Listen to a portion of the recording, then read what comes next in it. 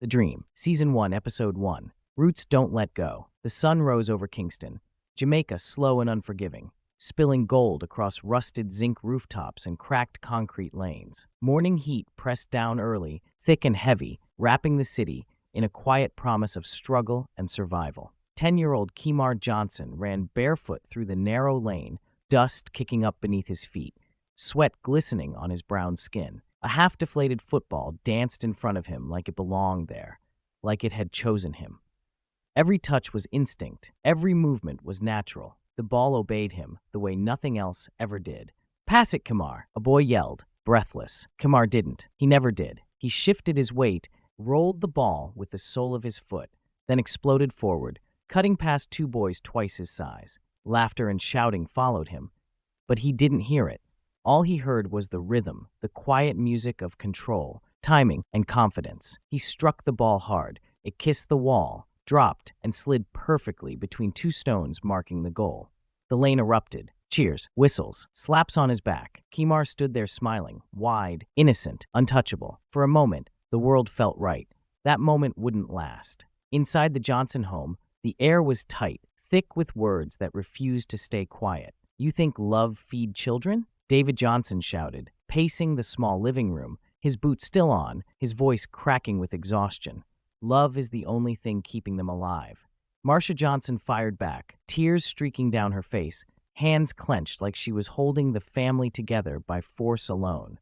The walls were thin. Kemar sat on the edge of his bed, clutching the football to his chest, listening as voices rose and fell like waves crashing into stone. He didn't fully understand the word divorce, but he understood the feeling. The way the house felt smaller, colder, heavier, like something had already left before anyone packed a bag. His sister Aaliyah stood quietly in the doorway, eyes wide, saying nothing. That night, Marcia knelt in front of Kemar, holding his face between her hands, as if memorizing him.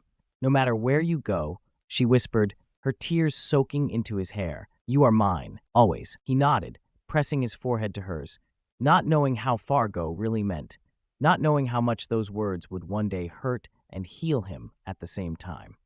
10 years later, bang, bang, bang, the sound of a hammer striking wood shattered the memory.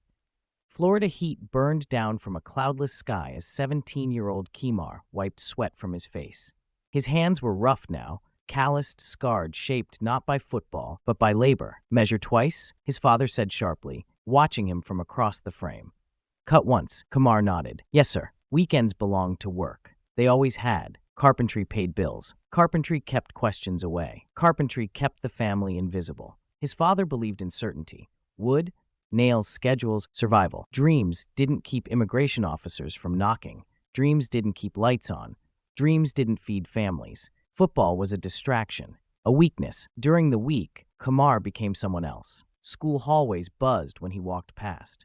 "That's him, the Jamaican kid. Did you see that goal?" On the pitch, he wasn't just good. He was unstoppable. He didn't chase the game chased him. One touch slowed time. Another shattered it. Defenders lunged and missed. Goalkeepers froze. Nets rippled again and again, tired of catching the ball from him. Coaches whispered. Teammates stared. But after every match, while everyone celebrated, Kemar checked his phone. No missed calls from his father. Not once. That evening, the Johnson apartment felt small. The fan hummed. The TV murmured low. "You played today?" His father asked, without looking up from the table. Kemar hesitated, heart pounding. Yes, silence filled the room, heavy and unforgiving. "You know what happens to boys like you?" David said finally, his voice flat but sharp. "They end up with nothing." Kemar swallowed. "I'm good, Dad. You could what?" His father cut him off, standing now. "You think talent is papers, is protection?" For the first time that night, David looked directly at him. Not angry, but terrified. "I didn't bring you here to chase dreams," he said quietly. "I brought you here to survive." Kemar nodded, but something inside him cracked. Not loudly, not dramatically, just enough to hurt. Late that night, alone in his room, Kemar pulled out his old Jamaican jersey. Faded, torn, sacred. He pressed it to his face, breathing in memories of dust fields, barefoot games, laughter, freedom. Outside, the streetlight flickered. Kemar stepped into the night.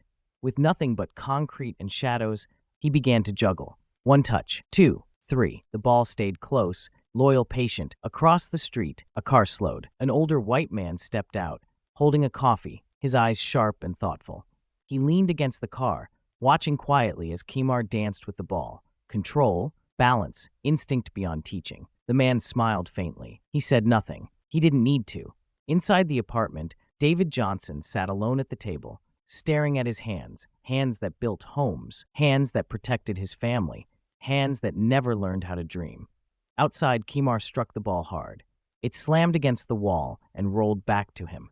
Waiting, just like destiny. End of episode 1. Next episode tease. As Kemar's talent begins to draw attention he never asked for, the family's illegal status tightens its grip, forcing impossible choices between safety and the dream.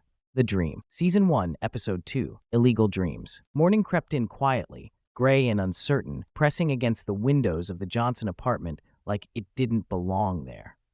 Kemar lay awake long before the alarm, staring at the ceiling, listening to the hum of the fan and the distant sirens that always sounded closer at night. His body ached from work. His mind ached from everything else. From the kitchen came the soft clink of a mug. His father was already awake. They rarely spoke in the mornings. Silence was safer. Silence didn't invite arguments.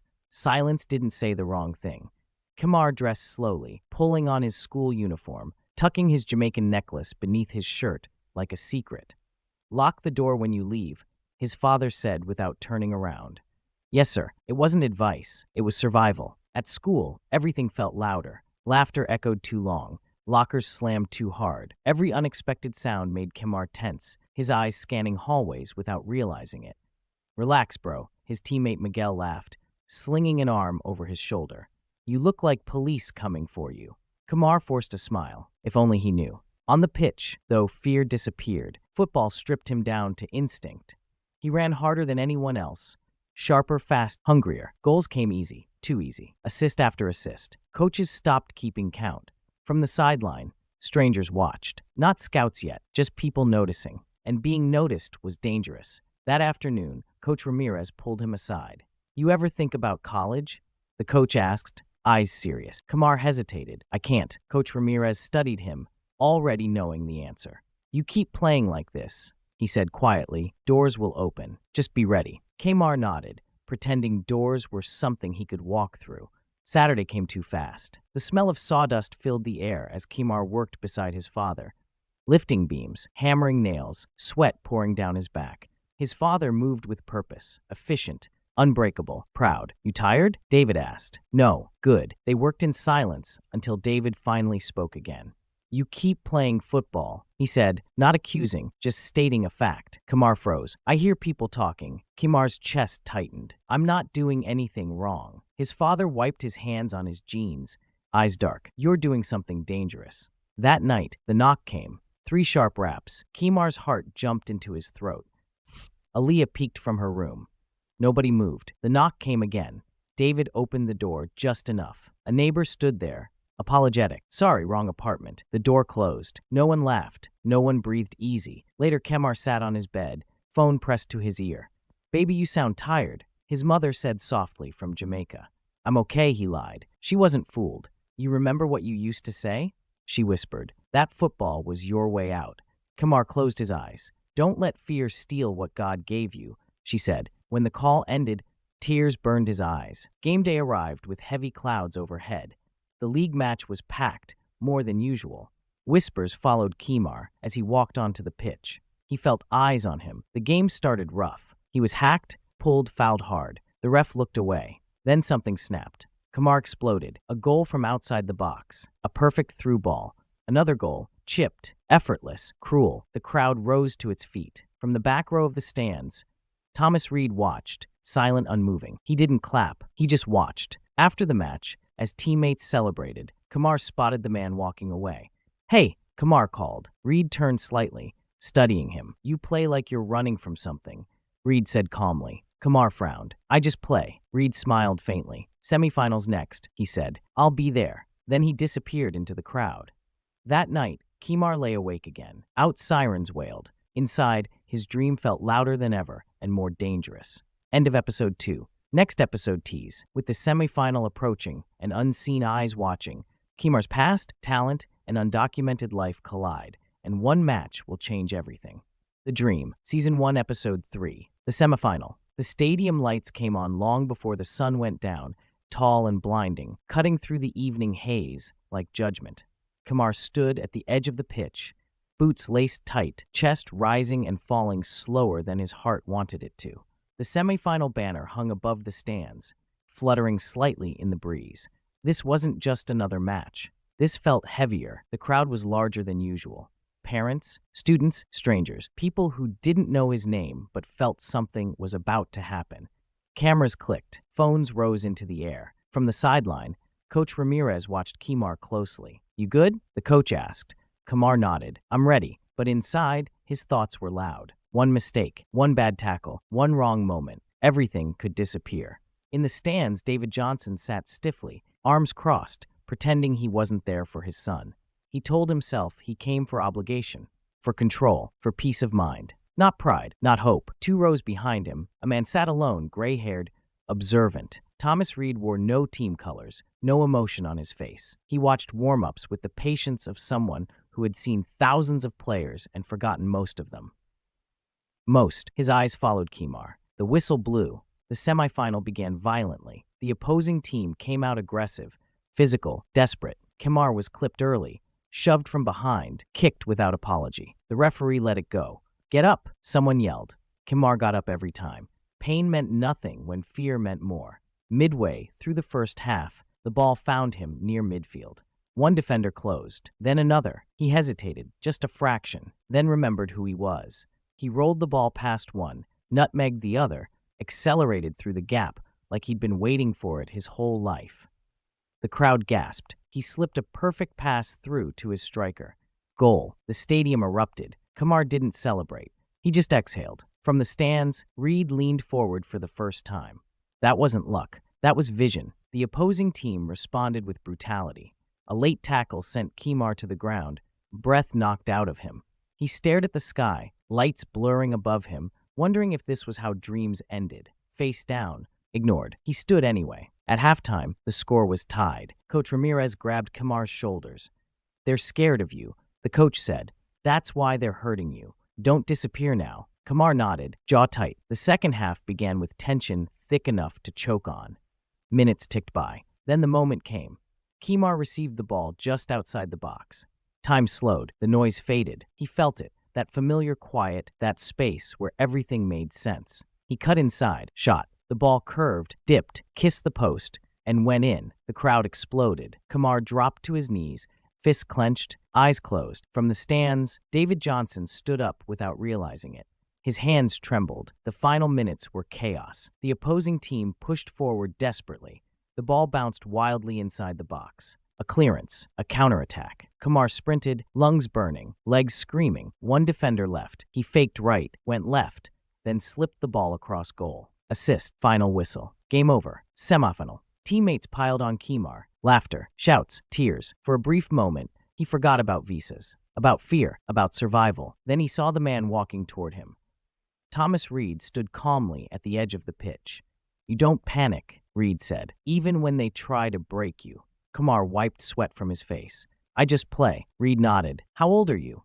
17, Kemar answered. 18 soon. Reed's eyes narrowed slightly. Interesting. From across the field, David watched, unease settling in his chest. Strangers talking to his son were never good news. That night, Kemar sat alone on the stairs outside his apartment, replaying the match in his head. Every touch, every tackle, every breath. His phone buzzed. A text from an unknown number. "Unknown, this is Thomas Reed. I'd like to talk to you after the final." Kemar stared at the screen. His hands shook. Inside the apartment, his father listened to the sounds of the city, knowing something had shifted, something he could no longer control. End of episode 3. Next episode tease. As the final approaches and expectations rise, an offer begins to form, one that could cost Kemar everything he has left. Rain fell steadily outside the Johnson apartment, tapping against the windows like a warning that refused to be ignored. Kemar sat at the small kitchen table, textbooks open but unread. His phone lay beside him, screen dark, heavy with possibilities he didn't know how to carry. Across the room, his father repaired a broken cabinet hinge, working slower than usual, quieter than normal. The smell of oil and wet wood filled the space. Neither of them spoke. They hadn't since the semifinal. The silence wasn't anger. It was fear, dressed as calm. At school, Kemar felt the shift immediately. Teachers looked at him longer. Students whispered openly now. Coaches from other schools lingered near the pitch. "You're blowing up," Miguel said, half smiling. "You ready for this?" Kemar wasn't sure what this was. All he knew was that being seen had never felt so dangerous. The final arrived under clear skies. The crowd was massive. College banners hung everywhere. Energy crackled through the air. Kemar spotted Thomas Reed as soon as he arrived. Same calm posture, same unreadable eyes. The match itself was brutal, tight, unforgiving. Kemar was marked closely, double-teamed, hunted. Still he created. A turn, pass, a moment. Late in the second half, he drew a foul just outside the box. He stood over the ball, breathed, shot. The net rippled. Final whistle. Champions. Reed didn't celebrate. He waited. After the chaos died down, after the cameras moved on, he approached Kemar quietly. "You ever been to England?" Reed asked. Kemar blinked. "No, sir." Reed studied him. "I used to scout for Chelsea Football Club," he said. "Officially, I'm retired." Kamar's heart skipped. "But," Reed continued, "talent doesn't retire." They sat on the empty bleachers as the sun dipped low.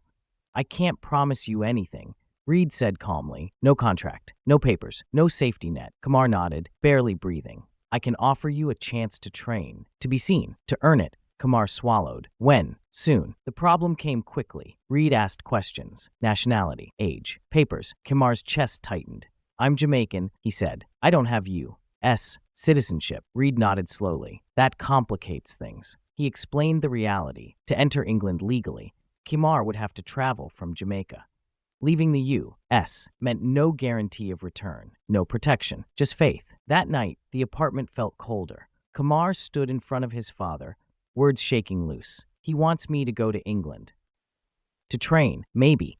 You'd have to leave," his father said quietly. "Yes, and you might not come back." "Yes." David slammed his hand against the table. "You want to deport yourself for a maybe?"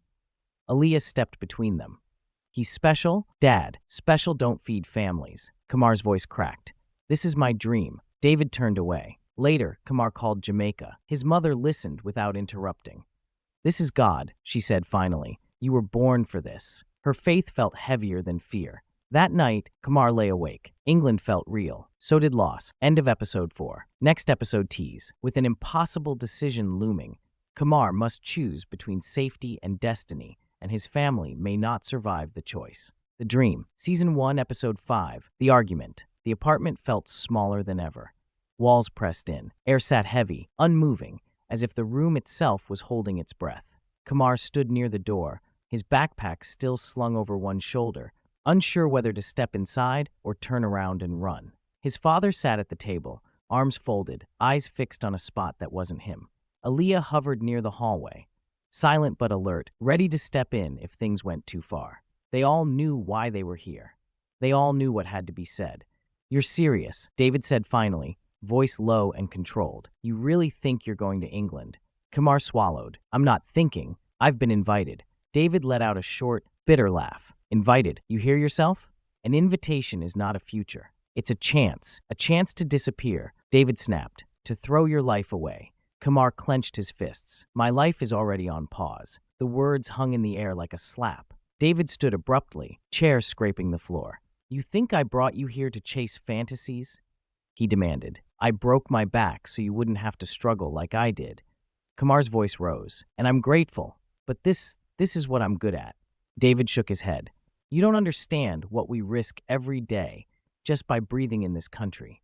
"I do," Kemar shouted. "That's why I need this." Aaliyah stepped forward. "Dad, please," she said. "He's not asking you to believe in football. He's asking you to believe in him." David's eyes softened for just a second, then hardened again. "Belief doesn't stop deportation," he said quietly. The argument escalated. Voices overlapped. Years of fear poured out all at once. "I see boys like you every day," David said. "Talented, broken, forgotten. I'm not them." Kemar yelled. "I won't be. You don't get to decide that." Silence followed. Thick, final. David turned away. That night, Kemar packed a bag he didn't know if he'd ever use. Boots, jersey, passport. He stared at the Jamaican crest. His phone buzzed. A text from Reed. "Let me know what you decide." Kemar didn't reply. Outside, rain fell again. Kemar sat on the steps, phone pressed to his ear. "Mom, he hates me," he whispered. "No," she said gently. "He's afraid." She told him about David before, a boy who never chased dreams because survival didn't allow it. "You have his strength," she said, "but you have your own calling." Tears slid down Kemar's face. Inside, David sat alone in the dark. He replayed the argument over and over. His son's face, his words, his fire. For the first time, David wondered if protecting Kemar meant letting him go.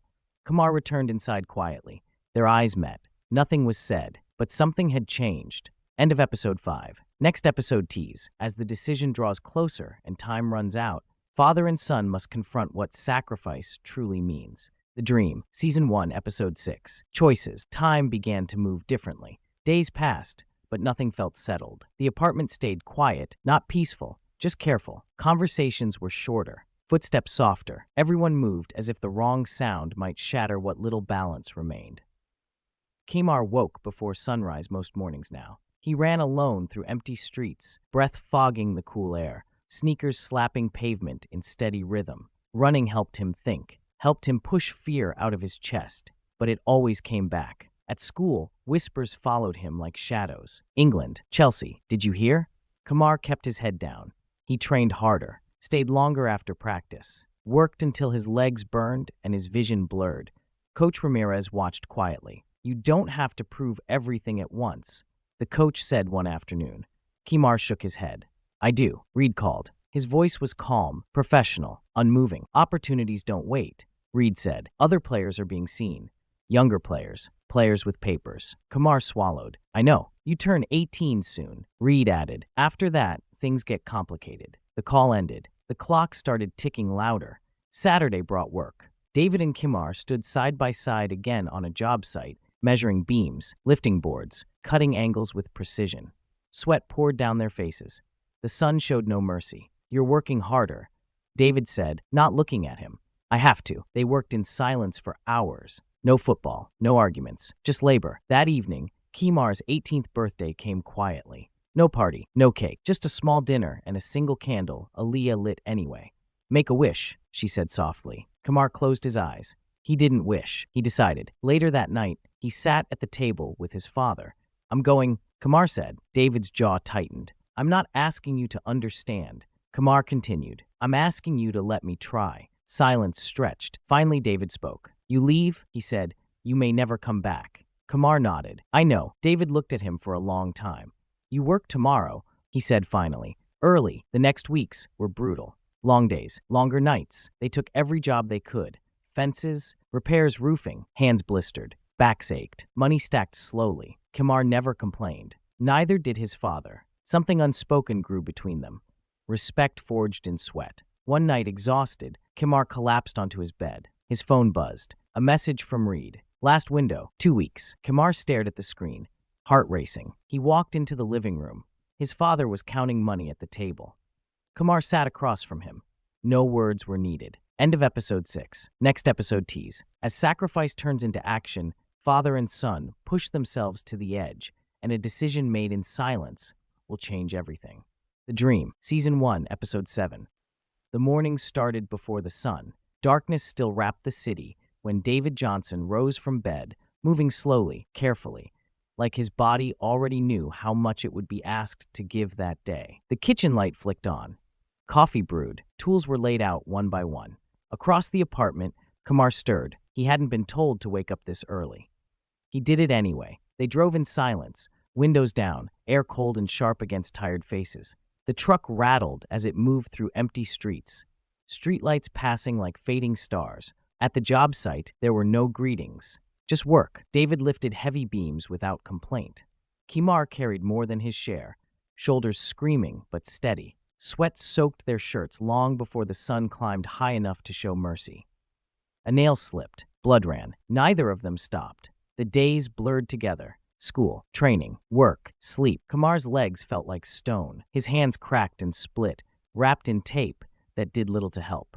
Still, he showed up early to training, last to leave. Coach Ramirez noticed. "You're breaking yourself," he warned. Kemar shook his head. "I'm building something." At night, the apartment stayed quiet. Aaliyah watched them both with worried eyes. setting plates on the table, pretending not to notice how thin Kemar was getting, how older his father looked. Sometimes late, Kemar heard his father coughing in the dark. He never said anything. One afternoon, while loading lumber, David finally spoke. "You ever think about what happens if it doesn't work?" Kemar paused. "Yes, what then?" Kemar met his father's eyes. "Then I come back and work." David nodded once. No argument, no judgment. Money grew slowly. Bills still came. Pressure still pressed. But something shifted. David stopped telling Kemar to quit football. Stopped criticizing the time spent training. Stopped pretending it was foolish. He didn't say he believed. He just made space. Late one night, Kemar returned from training to find his father at the table, counting cash. Stacks. Hard-earned. David slid an envelope across the table.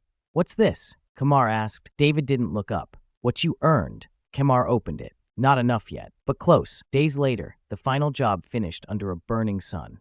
David leaned against the truck, breathing heavy. "You ready?" he asked quietly. Kemar nodded. David reached into the glove compartment and pulled out something folded. A receipt, a confirmation, a plane ticket, Florida to Jamaica. Kemar's hands shook. "You didn't." "I did," David said. "You go through Jamaica. That's the only way." Kemar swallowed hard. "Dad," David held up a hand. "Don't," he said. "I don't know if this is right. I just know you can't stay." That night, Kemar sat alone, ticket in hand. Outside, the streetlight flickered again. Inside, his dream finally had weight. End of episode 7. Next episode tease. With the ticket bought and goodbyes approaching, Kemar prepares to leave everything he knows, unsure of what waits on the other side. The Dream, Season 1, Episode 8. The Ticket. The ticket sat on the kitchen table like a confession. Kemar stared at it as if it might disappear if he looked away too long.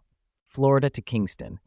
One way, no return date. Morning light crept in through the blinds, soft and unforgiving. Aaliyah hovered near the doorway, arms folded tight across her chest. "So this is really happening," she said quietly. Kemar nodded. "Yeah." She swallowed hard. "You scared?" He hesitated. "Yes." David moved slowly around the kitchen, fixing things that didn't need fixing. A loose chair leg, a cabinet hinge already repaired twice.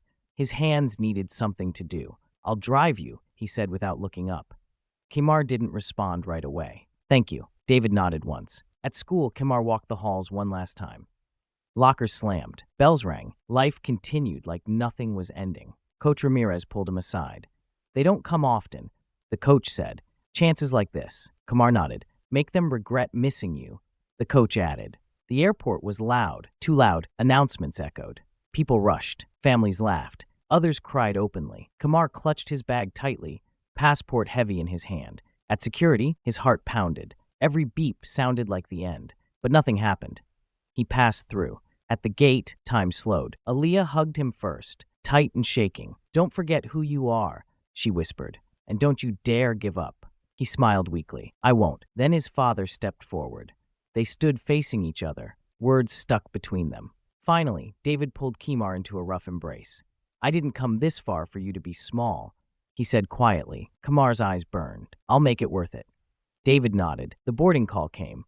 Kemar turned back one last time. They were still there, watching, believing. The plane lifted off. Below him, the city shrank. Fear rose. So did hope. End of episode 8. Next episode tease. Back on Jamaican soil, Kemar faces his past, his mother, and the truth of where his strength was born. The Dream. Season 1, Episode 9. Home. The heat hit him first. Not the gentle warmth of memory, but the heavy, clinging embrace of Jamaica. Thick air wrapping around Kemar the moment he stepped off the plane, like the island itself was reminding him where he came from. The airport hummed with familiar chaos. Voices rose and fell in accents he hadn't heard in years. Laughter, shouting, music leaking from cracked phone speakers. Kemar stood still for a moment, overwhelmed. This wasn't just a place. This was a part of him he'd been carrying quietly the whole time. The drive from the airport felt like slipping backward through time. Street vendors, painted signs, children running barefoot with plastic bottles turned into footballs. Zinc roofs flashing silver under the sun. He leaned his head against the window. Everything looked smaller and bigger at the same time. Kemar Johnson stood at the gate before he even knocked. She didn't say his name. She didn't need to. She pulled him into her arms like he was still 10, like no years had been lost, like no distance had ever existed. "My son," she whispered, voice breaking. "You came back." Kemar held her tightly, breathing her in, coconut oil. "Home. I'm here," he said. That night, they sat outside beneath a dim bulb that flickered the way streetlights always did. Marcia listened as Kemar told her everything. The U.S., the fear, the football, England. She said nothing until he finished. Then she smiled softly. "You've always been running," she said. "Not away. Toward." Morning came early. Kemar laced up his boots and walked to the nearby field, the same dusty patch of land where everything started. The grass was uneven, the ground hard, but the ball still listened. Kids gathered quickly. They recognized him without knowing why. The rhythm returned. Laughter, sweat, freedom. Football here wasn't pressure. It was prayer. Later, Kemar sat with his mother inside the small house. "You still afraid?" she asked. "Yes," he admitted. She took his hands. "Fear doesn't mean you're wrong," she said. "It means you care." She pressed his forehead gently. "You carry us with you," she said. "Always." That evening, his phone buzzed. A message from Reed. "England confirmed. Be ready." Kemar's chest tightened. It was real now. That night, Kemar stood outside under the stars. The same stars he'd seen as a boy. The same ones he'd looked at from a different country. Dreaming. Now the dream was waiting. End of episode 9. Next episode tease. As Kemar leaves home once more, England awaits, and the dream will demand everything he has left. The Dream. Season 1, Episode 10. The Dream. Cold. That was the first thing Kemar noticed. Not just the temperature, but the feeling. The kind of cold that doesn't welcome you. The kind that tests you. England greeted him in shades of gray. Clouds hung low over the runway as the plane doors opened. The air cut through his jacket like it didn't care where he'd come from or what he'd survived. Kemar stepped onto English soil with one bag, one passport, and a heart beating louder than the engines behind him. This was it. No hiding now. The car ride from the airport felt unreal. Fields stretched endlessly outside the window. Green, perfect, untouched. The roads were quiet, controlled. Everything felt organized in a way that made Kemar feel small. He checked his phone. No messages, no safety net, just direction. The training ground rose out of the fog like a fortress. Chelsea, the name alone carried weight. History. Kemar stood at the gate, staring at the badge, unsure whether to feel proud or afraid. Then a familiar voice. "You made it." Thomas Reed stepped beside him, hands in his coat pockets, eyes calm as ever. "Don't thank me yet," Reed said. "Nothing's given here." Kemar nodded. He already knew that. The locker room smelled like new leather and discipline. Players moved quietly, confidently. Some glanced at Kemar, curiosity mixed with indifference. He pulled on the training kit. Blue, it felt heavier than any jersey he'd worn before. On the pitch, everything moved faster. Sharper, cleaner. Touches were precise. Passes snapped. Voices barked instructions in accents. Kemar struggled to understand. At first, he chased the game. Then he remembered. Breathe. Trust the ball. The ball listened. A drill broke down. Kemar received the ball under pressure, spun away from a defender, slipped a pass through two bodies. A whistle blew. Heads turned. Reed watched closely. So did the coaches. Still mistakes came. A late pass. A missed run. A defender stronger than he expected. Kemar felt doubt creep in. What if I'm not enough? During a break, Kemar sat alone, staring at his boots. He heard his father's voice in his head.